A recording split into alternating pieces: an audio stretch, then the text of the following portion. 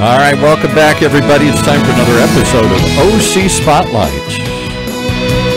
the one show that takes a look at all the most incredible people doing the most incredible things. And, well, I'm incredibly going to tell you that this one is one I've looked forward for a long time, but I've never been there before. That's what the incredible story is today. Welcome, Dan Goldbacher. Did I say that correct? From the Ocean Institute.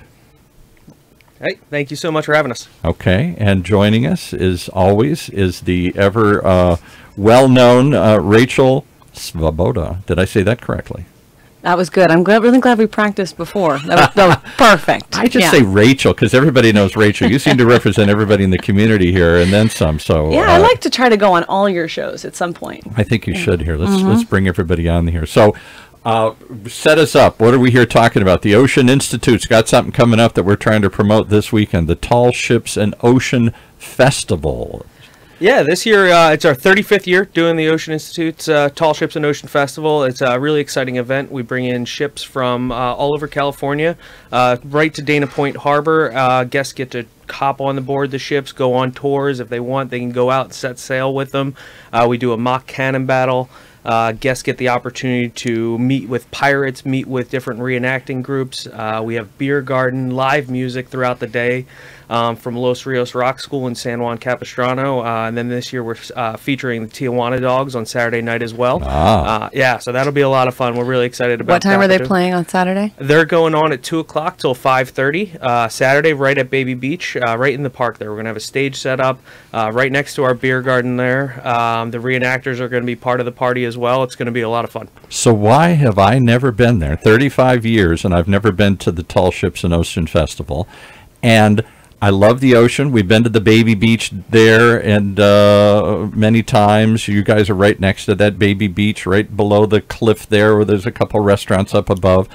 I just always thought the Ocean Institute was not open to the public.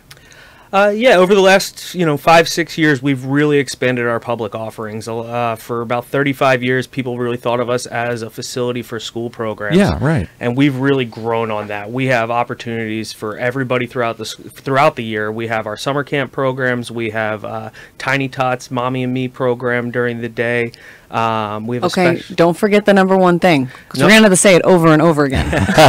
We also have whale watching. Whale watching, yeah. Come on. I didn't know you guys had whale watching. Yeah, Dana Point just officially became the whale watching capital of the world, so we're happy to be a part of that. We have whales coming and migrating through our area throughout the year. Blue whale season's going strong right now. We've had a lot of blues coming through. And I think for anyone who hasn't gone whale watching before, I mean, the Ocean Institute, I think the way you guys do it is really special because you take everybody before you get on the ship and talk to them about what whales are out there right now. Like, it's more than just get on the boat and look for something pretty, right? Yeah, like, right. I mean, That's what happened when I did it years ago. I went out to San Pedro years ago. They just packed us on a boat, and they're like, there's one. Yeah, we really look to have a lot more of that. The captain of our vessel, Mike Bursk, he went and studied the gray whales in Baja, Mexico in the 70s and 80s. Really is one of the leading experts. Because that's where they go down to mate, right? They go down, they go down and breed down there, and then they right. come on back, go up to Alaska. So Mike Bursk is the captain on the boat. We have our young marine biologist on board that studied whales, study oceanography, and really give the people a hands-on experience. We have our different scientific equipment on board the ship that we do mud trawls. We do trawls for plankton. You do what? What's a mud trawl? Well, mud grab. So we send a big grab down to the bottom of the ocean, a couple hundred feet down, pull up a mud sample, and then we go through the mud and look for microorganisms. Oh, my God. We have microscopes. 5-year-old grandson would go nuts. He loves playing in the mud and looking for worms and bugs and all those kinds of things. All right, so let's go back to the core. What is the Ocean Institute all about? What's your purpose for existence? How do you fund yourselves? What do you do? Well, our mission is to using the ocean as our classroom. We inspire children to learn. So, we look at everybody as a child. Everybody's learning something new. You got all that the right. time. That's the way I am exactly. around the ocean. So that's why I work there.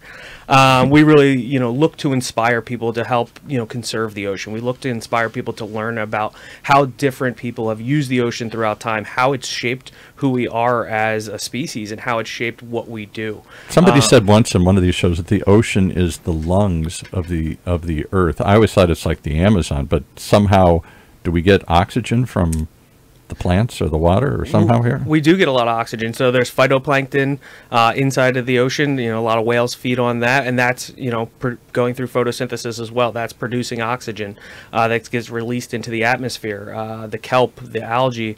A lot of different plant species live in the ocean that people don't know about, and that oxygen gets out into our atmosphere. So it really is, vital for us to look at the ocean as more than just this pretty thing we watch the sunset under. And what are we doing to there? We had somebody else come in a while ago and talk about, do they call them gyres? These giant 100-mile piles of floating garbage out in the ocean that collect at different points where the currents all come together or something. You got these giant floating piles of garbage out there, mostly plastic. Yeah, mostly plastic. They kind of float in the water column out there and just sit in one giant area. So, all the plastic from Asia, all the plastic from North America, South America, kind of all congregate in this one little area in the middle of the Pacific Ocean. It's big, right? It's huge. It's a couple miles long each way. We just had last summer. We had the Hikianalea come from Honolulu. The Hikihalahulu? What? Hikianalea. It's a traditional Hawaiian catamaran. Okay. Came from Honolulu and visited us at the Ocean Institute, and they went through the gyre, and they talked about that in San Francisco at a climate change summit, and then they talked about that when they came down to Dana Point as well. So if the ocean is so vital, why are we so unaware of it? We live in Southern California because we want to be near it. We love the beaches. We love the look. We love the feel of it. We love the atmosphere, the climate that comes because of it here, the cool climate. Why are we so unaware of what we're doing to the ocean out there? I think it's because it's one of those out of sight, out of mind kind of things. You're just seeing the pretty part of it most of the time. You're just seeing this top surface level of it. You're not seeing the gyre that's full of trash, hundreds and hundreds and hundreds of miles away.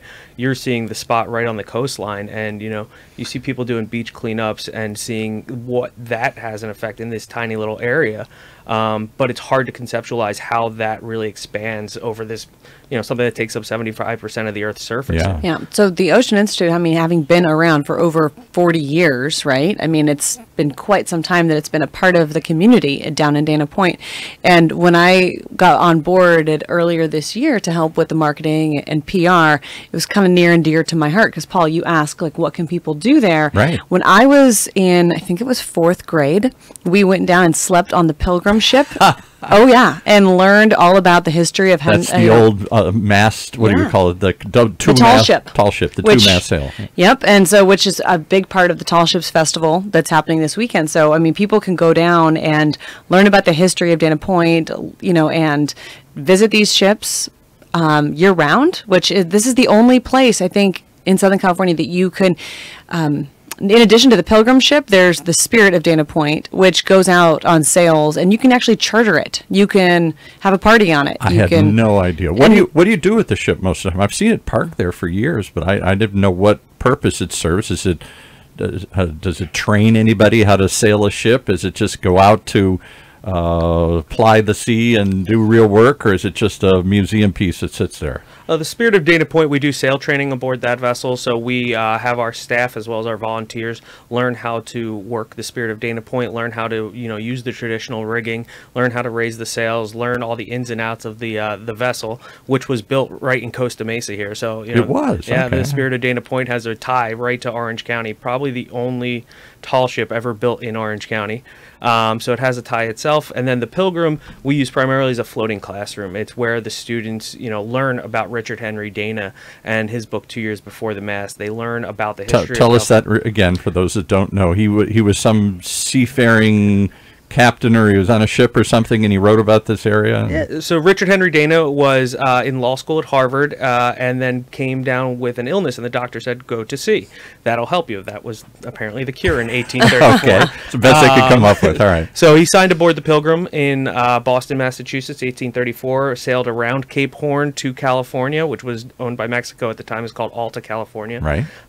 To participate in the cowhide trade. So he, traded with the rancheros in in San Juan Capistrano, in San Luis Obispo, San Francisco, and he wrote about the coastline. And he was one of the first people to really describe the coastline of California before the gold rush. He was one of the people that saw the potential that California had, and then reported when back. Nobody was here, basically. Yeah, basically not. There wasn't anywhere near as many few people. rancheros and right, yeah. Exactly. So he was one of the first people to say that this land has a lot of value that's being underutilized, and we should really take a look at it. Obviously, the gold rush happened about 16 years later, so that's when it really took off. But he was the first one to describe the coast here and talked about San Juan Bay, which is now Dana Point, and Right. said it was the most romantic spot on all of the coasts. So. And that's what Dana Point was named after, named Exactly. after him. All right, so you've who created the Ocean Institute, and how do you fund yourselves? And Ocean Institute was created in 1977. It started off with just a dream. It started off with a group of individuals that wanted to teach people about the ocean, teach people about how they can protect the ocean, particularly school students. It started in a small little trailer and has grown into a giant facility with 3 vessels that go out on whale watching programs and sailing programs for everybody, and has grown over time. And now people can even use it for special events. Like you can have a wedding there. You can have corporate social responsibilities. How cool would that you can be? do Yeah, I never thought of that. Corporate Yeah. retreats, birthday parties. A couple months ago, there was this 1-year-old birthday party, and they did it in this aquarium space. It was like an under the sea birthday party. It was really cool because you got kids getting to do touch tanks and learn about STEM and science, and have a birthday party there. So inside, if I go into the Ocean Institute, which I'm sorry to say I've never been inside before. This Saturday is your day. This You're is coming my in. day. Yes. We're coming in. We're bringing my little grandson. We're going to show him. Yes. What do I see when I go in there? On our daily basis, we have activities going on for everybody. We have tours of the Pilgrim, on the hour. We have squid dissection going on. Squid dissection? Oh, my goodness. So we give people the opportunity to see, the anatomy of a squid. We have touch tanks, which we call discovery pools, that replicate our intertidal zone here in Dana Point. I did go down this past weekend because I wanted to see what I was going to see. Yeah. And I didn't go in, but I went in like the little gift shop and got your, there's a great piece, if you haven't picked it up yet, from what's it, San Dana Clemente? Point Times. Dana Point Times, yes. Yep. And there's a whole insert there giving all the schedule and everything. Check it out for this weekend. Give us the dates again. It's the 6th and 7th. Is that it? 6th, 7th, and 8th. 6th, 7th, and 8th. Yeah, we're going all weekend. All weekend long, all day. This is the 35th annual Tall Ships and Ocean Festival. You got to see it. I'm going to finally see it. I don't know how I've missed it all these years. But when I went down there, I saw one thing you got to talk about. You feeding jellyfish? Yeah, so we raise jellyfish. How cool is that? Come on, now you got me. Well, how did I miss this? Oh, I'm the boat guy, so I might not have all the details. All right. But jellyfish have a life cycle that they go through where it's easy for them to reproduce, especially in a controlled environment. Okay. So we have the jellies all the way from their polyp stage, which is about that big, little centimeter, all the way through their full life cycle, where people can see that. Which isn't that long. I don't think they live that long. No, they don't live very long. So the life cycle is easy to replicate. So we can keep it going and show people how these animals that are so simple, especially compared to humans, how they go through their life and how they just magnificent. Okay. And you got to tell them. I know, Paul, you're going to come down this weekend, but then you're going to have to come back early next year because I want you, Dan, to talk about what's coming in early 2020 with SOM. Yes, please. Okay, this is really exciting. Let's plug the future here. Yeah, too. we had some amazing funding come in from a foundation that helped support us redoing one of our labs as well. We're going to be putting in a horn shark tank. Where guests get to see the horn sharks and see the life cycle of those horn sharks as well. So you think the jellies were neat, you should see it when a horn shark's born. Wow. We just had our first ones hatch 2 weeks ago. It was so cool. Yeah, it was absolutely amazing. I've never seen anything like No, it. right? So people can actually get up close. Now, I don't know what a horn shark looks like as opposed to a regular shark. Is it big, small, little? Is it dangerous? Is it going to bite me? I don't know. Not dangerous. We have everything at the Ocean Institute. We really want to be interactive. So we don't have any great whites or anything like that in our facility. We don't want anybody losing an arm. But we have something that people can look at and people can touch and people can see that life cycle, so they can have a better understanding and better appreciation of the ocean. So why has this been Orange County's best kept secret? Is it just because you were mostly dealing with schools and behind the scenes, or is it just because, like so many things, there's so many things to do here, we just can't do them all? I think it's a little bit of both. You know, we're tucked away in Dana Point Harbor, which is an absolutely amazing harbor. There's so many things to do just on the way to us. We're at the very end there. It's, you know, I always stop at the baby beach. There's this famous kind of kids beach out in front there, and that's where I've been with my daughter when she was little, now with my grandson. And I always look over and I see the Ocean Institute. I say, oh, that's the Ocean Institute. And I figure, okay, they must be doing scientific research or school studies. I knew you did school programs and stuff, but I never really thought of going in there until I think this we weekend. really need to change that banner on the front. Just a giant, open to the public. Yeah, Like, right. Because I think it does. I think people have a perception, Yeah. when it says institute, so it seems like it's for scientific research or for educational purposes and not necessarily for public displays. That's kind of the feeling I always got. and I think that was our focus for a long time, was our school programs, which we still love. We have almost 100,000 kids per year just on our school programs come through. But over the last 6 years, you know, we've really expanded those public opportunities to show people what we're doing, have them experience what it, you know, what it's like inside of the Ocean Institute. You know, there's more of a personal, intimate feeling than there is in, you know, a giant aquarium, which, Yeah, you know, are right. amazing to go to. But we want you guys to meet our husbandry team, the people that take care of the different fish and the different The specimens. husbandry team. Husbandry Okay, team. they husband, they shepherd these things along. Exactly. All right, so there aren't many places that you can do this. I've been to the Cabrillo. I used to live up in San Pedro. There's a Cabrillo museum that has some of the same features there, it sounds like. Their big thing is doing, what do they have? When the Grunion run. They have Oh, Grunion yeah. where you all stay out. And then, of course, been to the aquarium in Long Beach, which is spectacular. But I don't think of us anything here in Orange County. I don't know. I didn't think of you guys having touch tanks and all the other things there.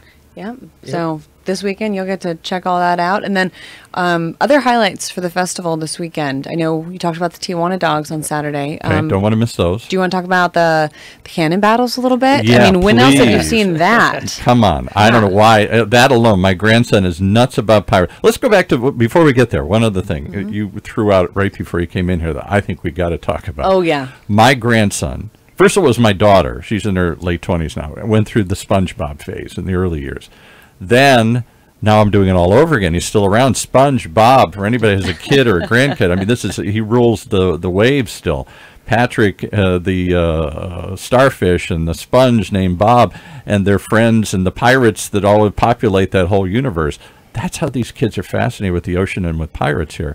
And I threw that out, and you said, well, then all the more reason they should come here, because the Ocean Institute is where it started. Talk about that. I had no idea. Yeah, that the and- guy who did this started there. Yeah, Stephen Hildebrandt, the creator of SpongeBob, he worked at the Ocean Institute in the 80s, and that's where, you know, it first got developed. He wrote a comic that depicted a sponge named Bob to talk about the intertidal zone right off of our coastline here and talk about it with the students that were coming to the Ocean Institute. And that's kind of where the first idea of it really came from and kept growing. His main focus when he first started was really educating about the ocean. He was a marine biology major in college, and then he, you know, his love for the ocean, you know, turned into this wacky cartoon. But like you said, that's something that inspires people, and that's it's something that's amazing. My about grandson loves dinosaurs because of all of the Jurassic Park stuff. He loves anything to do with the ocean because of SpongeBob, pirates and sharks and all that kind of stuff. And of course the whole Marvel universe, all the superheroes. That's his world. And maybe a few Hot Wheels thrown in now and then. I just think that's a story you guys should play up because it's a connection I think would bring people out. I don't know if you could ever get him to come back there and do a special Well, okay, event or but something. I love what you're thinking, but he passed, actually. He did. I had no idea. Oh Yeah. my goodness, yikes. So we can't have him come, but I will All right. I will tell you that Boy, another did I thing. step in that one badly. That's I had no that's idea. okay. 'Cause I know they still make it. And it still well- has his name on it. So Well, and so I think it will be up next month. We're working on this big thing for John Wayne Airport. You know how there's those big cases in between the Yeah, terminals where right. there's like art exhibits. And so we've been working hand in hand with the team at John Wayne Airport to curate a special exhibit about everything with the Ocean Institute. And there's one whole case that's going to be dedicated to SpongeBob and in his memory. And, you know, all of the things that you didn't know about what perfect. we do at the Ocean All right. Institute. Well, there's so much I didn't know about the Ocean Institute. We got to go back there more than once. I got to go back. Is there a membership? How do I get you set involved? that up perfect. Yeah. Yes. Yeah, so Go ahead, Dan. That's one of the big ways we are funded is, the community support. Membership is a great way for people to come back, experience the Ocean Institute over and over while also giving back to help support, the upkeep of our ships. They're old wooden vessels. They need a lot of work, and, it's always needing something new and needing something fixed. The Institute, helping our husbandry team, being able to come back, enjoy what we do, tell more people about it. There's a bunch of different membership levels for anybody in any kind of income bracket that they can help support us and, be able to take advantage of the different things we have. And how about corporate sponsorship? I would think this is a big corporate headquarters here in Orange County, and I would think that they would love if they could have special events on the ships or special events at the things, like you say, corporate team building or just special things. Why not? You must. I'm sure you have corporate sponsorships. Yeah. Oh, yeah. We have a few different corporate sponsorships. Toshiba is a huge supporter of the Tall Ships Festival this weekend. They're a big title sponsor.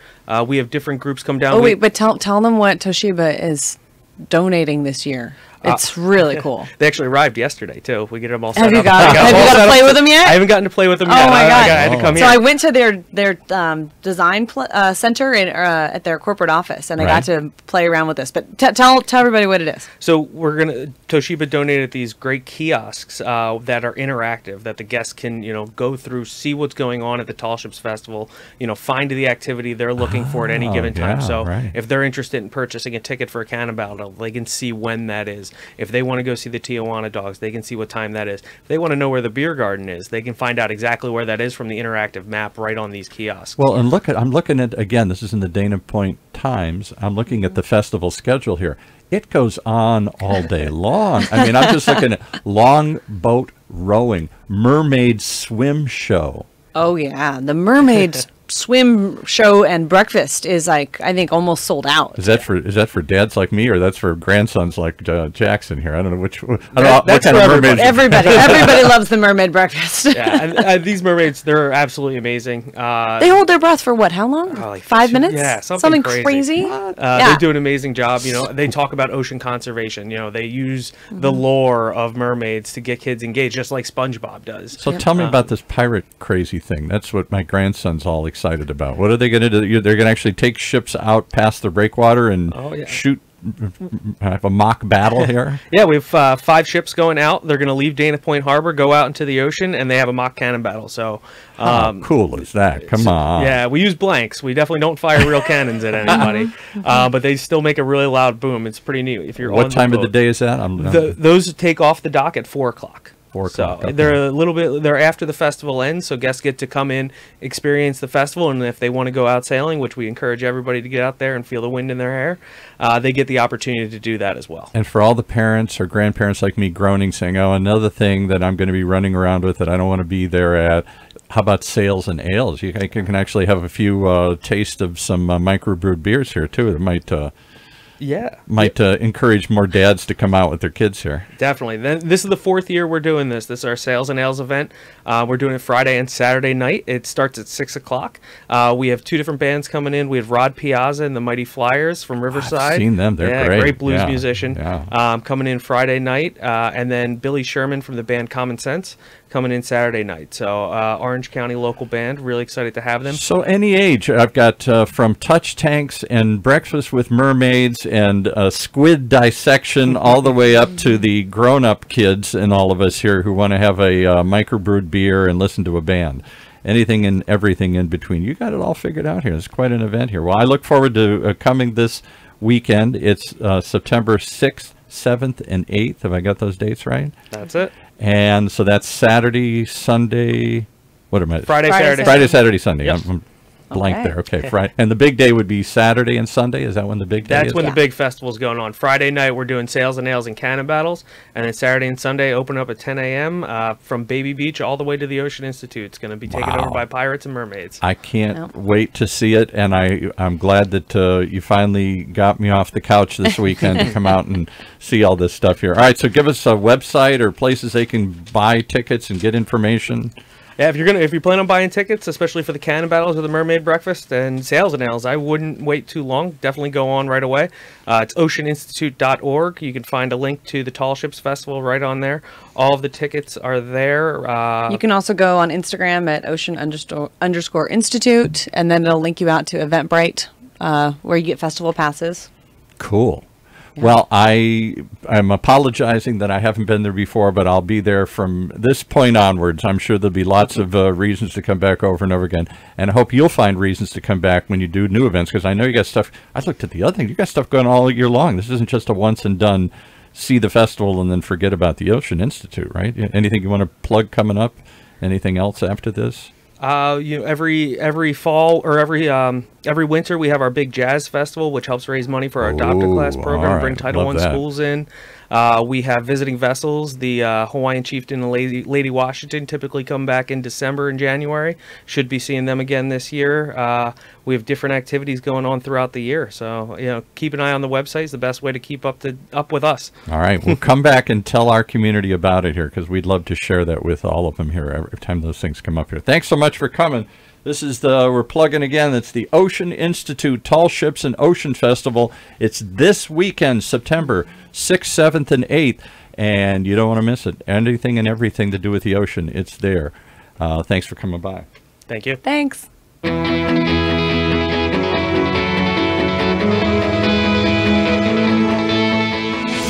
You've been listening to another example of Orange County's best, right here in Orange County's only community radio station, OCTalkRadio.net.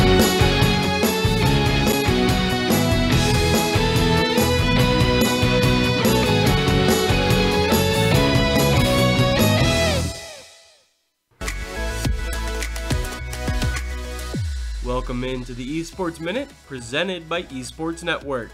I'm Mitch Rames. Today's episode focuses on streaming numbers.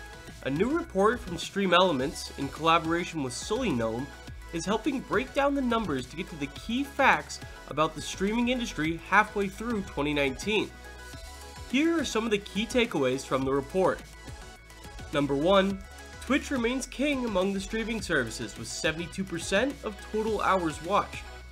YouTube Live comes in second with just under 20%, while Mixer and Facebook make up the rest of the chart with a combined 8% of total viewers. Number 2, for individual channels, the rich stay rich. The top 5,000 channels account for 74% of total viewers. Number 3, Ninja is no longer on top. At one point far and away the most popular streamer, that title now belongs to Tfue. His competitive success and attitude have made him the top channel on Twitch 2 of the last 3 months. Other notable streamers include former CSGO pros Shroud and Summit1G, and former Overwatch League pro XQC. And number 4, the final takeaway, the fastest growing channel on Twitch isn't a new game. It's just chatting, where streamers take the camera out into the world or just sit and talk with their viewers. That's all for this Esports Minute presented by Esports Network. We'll be back on Monday with all the sponsorship deals from the past week.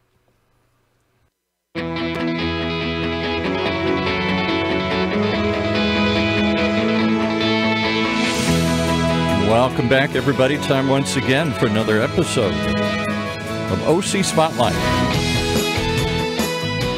The one show that takes a look at the most incredible people doing the most amazing things. And boy, do our guests qualify for that today here. We have with us some folks from, well, I'm going to let them explain to you here. We have with us Dana and Ed. Welcome to the show here. Thank you very much. Thanks for having us. So Dana and Ed, I feel like I'm on the old quiz show. I'm old enough to remember what's my line, and people would come on, everybody would try and guess what you do. If I had that same show today, nobody would guess what you guys do. What do you guys do? Well, we're pirates for a living. We get to play pirate. You get to play pirates here. You're part of the Pirates Dinner Adventure. This is a dinner theater in Buena Park. It's been there for a long time, and you're unveiling a new show for the first time in 5 years. Let's talk about that. We'll start with Ed here, because you actually serve as the show manager for this. Yes, that's correct. I'm the show manager for Pirates Dinner Adventure in Buena Park. We opened Secrets of the Deep back at the end of May, and it's been a new show for us since we opened. And you opened way back when? This is like 96 we or opened something? back in 97. Okay. So it's been around for a while. And before that, it was even existed another iteration. It was, what, Wild? That's right. The venue was Wild Bill's back in the early 90s. And then in the late 90s, the owners of Pirates Dinner Adventure bought the property and renovated it. And now we have Pirates Dinner Adventure. There you go. And so for those who've never been, and I confess, all the years I've lived in Orange County, I've never been to the dinner theater. I don't think I've ever been to a dinner theater at all. So what is a dinner theater experience like? What happens there? Well, let's see. You actually enter the arena, and you are greeted into the Governor's Gala.